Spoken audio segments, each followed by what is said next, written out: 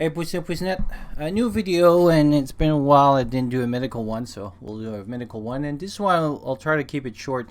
But I've been watching, or through the years, saw a lot of stuff on mask that people seem to be confusing the different kind of masks that we need and their use. And so I thought I would do a little video because many times in forums or in comments I had to answer the or put my comments because people seems to confuse mask. And with the flu season, everybody is back again on the N95 and everything and stuff like that. So we'll start. And so the what I would like to do to kind of resolve, to kind of put a little bit better image, we're a little bit more familiar with water filtration, and so I'll start the my examples in my presentation on that. And so everybody knows that water filtration can filter a bunch of stuff. Bacteria usually are filtered. But if you have like dirty water like this one, it doesn't go very well through your filter, and even sometimes if you have like ceramic, it will plug. So you may not have a full use of your filter. And virus, depending on the size, but most of them pass through filters, and so you have to kill them differently. Well, when it comes to mask, it's the same thing. So our filter is our mask, and so there's different kind of masks, but most of the masks that we'll be talking about, so like the N95, here's a basic surgical mask, and we'll go through them, but most of the time there are filters, unless you go a little bit more advanced mask, which I'll mention. But a filter most of the time is just a mask that we carry. And here are bacteria will be just like the droplet, and here's a good representation. So when we talk about precaution, so in the hospital, if you hear contact precaution, GI precaution, or droplet precaution, or airborne precaution, this is what it is that different disease has different size. They're all droplets, but the disease themselves have different size. And so what can happen, for example, when you cough or something like this, between 1 and 5 feet, the small infectious droplets can go out of your nose, breathing, and deposit themselves around your area. When it's airborne, things like TB, measles, as you can see, it's more like in the red. So what happened with this is that they can go 5 to 160 feet plus. So that means that if you're in an enclosed environment, those droplets could come in contact with you and basically go inside your body. So when we talk about airborne precaution, this is what it is. Those red droplets, that's what we want to prevent. So that's why we put someone on airborne precaution, and usually we'll put them on what we call negative pressure. So negative pressure means that the air, when you open the door, the air suck the air in because there's less pressure inside the room than the outside. So the outside push the air in. So what happens is that you contain the droplets.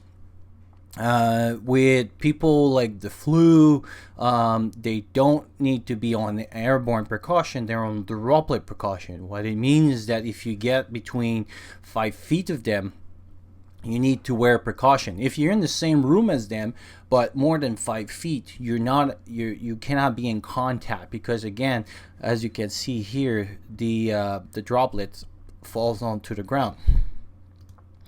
And then our last example here are chemicals. The the chemical substance will be your turbid water. It can be filtered through some of our masks, but what it's gonna do is clog it. And so for a good example of this is pepper spray. Yes, our mask could probably stop it, but it would clog those little filtering, just like turbid water would clog her filter, like our ceramic filters. And then the last one is chemical gas, which will be your virus. So in those ones is more like chlorine gas, mustard gas, the kind of things that they're used more for wartime in the bombs and stuff. But there's also other gas, and we'll mention in one of our example. But those things are not stopped by filtering. They cannot be stopped because, again, they're a gas, so they bypass the filtration part of it, unless, and we'll mention a little bit, you have a very specific gas. But again, most of our masks won't stop those gas. They'll be more like the virus. So in their category, there's about 4 different masks. So there is what I call the simple mask, and so they're the surgical mask, or their counterpart, which is the cotton mask. In preparedness, actually, I know a lot of people, they buy the surgical mask, but the problem is that with those, as soon as they get wet, you have to discard them.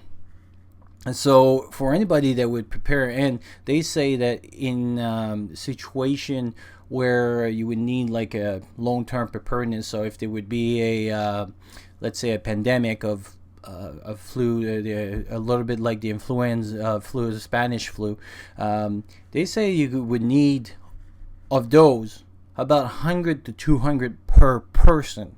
That's a lot of masks to carry. Well, if you got 2 or 3 of those, that means that when you come the next day, you could clean them and stuff. Don't forget that in a hospital, there's a lot of reason that we use disposable, because it's cheaper for hospital to throw garbage, burn them and stuff, than having to clean those things and having a risk of having infections. So the disposable is much easier. But for people that are preparing in the smaller communities, our setup should be more like in the 1950s, 1960s, where we need to reuse our material. So that way, first of all, you don't make a lot of garbage, because now where are you going to put that garbage? And second is that now you can reuse that material. So in my prep, that's what I have. I have the cotton mask for that purpose. And so those masks don't block much. All they do is basically contain. So for example, in the case of flu, so if your cough will go into the mask, and if somebody cough into your face, the mask will kind of stop it. So basically what this prevents you, and so if I go, let's say there's a big influenza outbreak, if I go outside, it's to remind me that if I touch something, I scratch my shirt or something, that I don't bring my hands to the mouth and then absorb the virus. So basically they're more there as a reminder than anything, or contain if I cough or sneeze or something like this. But they don't hold any precaution, like they don't have any filtration to them. So those are what we call the simple masks. So that's why they're simple. The N95, so the 95 means that 95% of the particles that they'll see, they'll block them. But as you can see here, you see the numbers. So for example, when you buy N95, there's always numbers on them most of the time. Like if you buy the good one, there'll be numbers. So 1860, 1860S, 8210. Those are the numbers that when you get fitted, that's the number. So for example, in my wallet, I got the number that I got fitted, and so every year I have to, and let's say I would lose a lot of weight or gain a lot of weight, or change my appearance or something, so that I would get a trauma to my face or something. So anything that would have changed my face size, I need to be refitted. because of that, because they can be a little different. So as you can see, it is not as simple as to say, oh, I'm wearing an N95, I'm safe, because each of them fits different type of face. We all have different facial features and stuff, and so that's why it's important. So N95 that is not fitted, it's not the greatest. And so what I've been reading is that they recommend that if you, for lay people, so everybody that's not really in an environment for that, would be better to have the round ones than the duckbill, because the way they fit a little bit more faces than the duckbill are very specific to certain kind of face.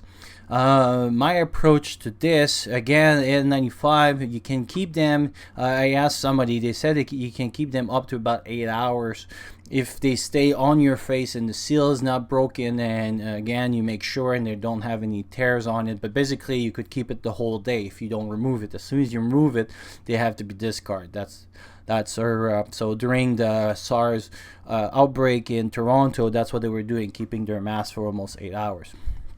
So a solution that seems to be a little bit better is to go with those ones that has the cartridge on the side. They seem to be fitting more different faces, and if they don't fit properly, you could always, because this you cannot really tied it up, and so you cannot make a good seal. And if you do not have a good seal, you do not have precaution.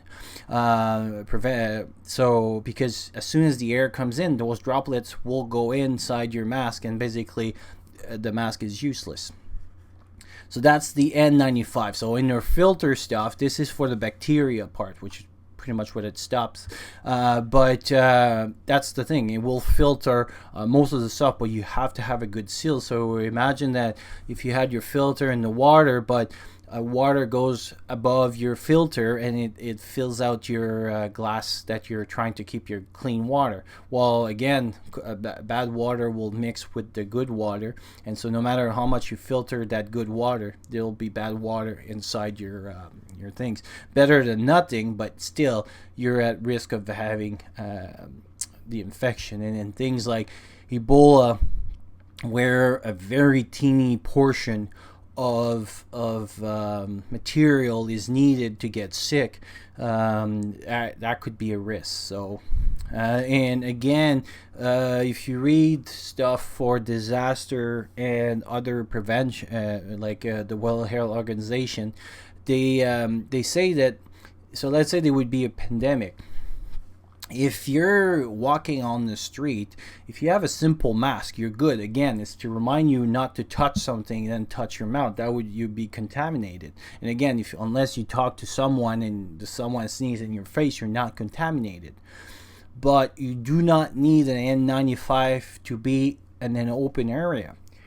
When you need the N95, if for example you would go to the theater or you would go grocery shopping or something like this that have poor ventilation, everything is closed, and that way those droplets would be around you, and so you could breathe that air.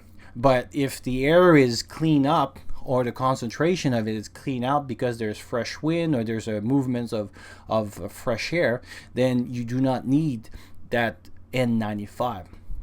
Most of the people that we work with, ambulance or if you're in the hospitals, because you're very close contact with someone in a very close environment, and that's why we need those masks.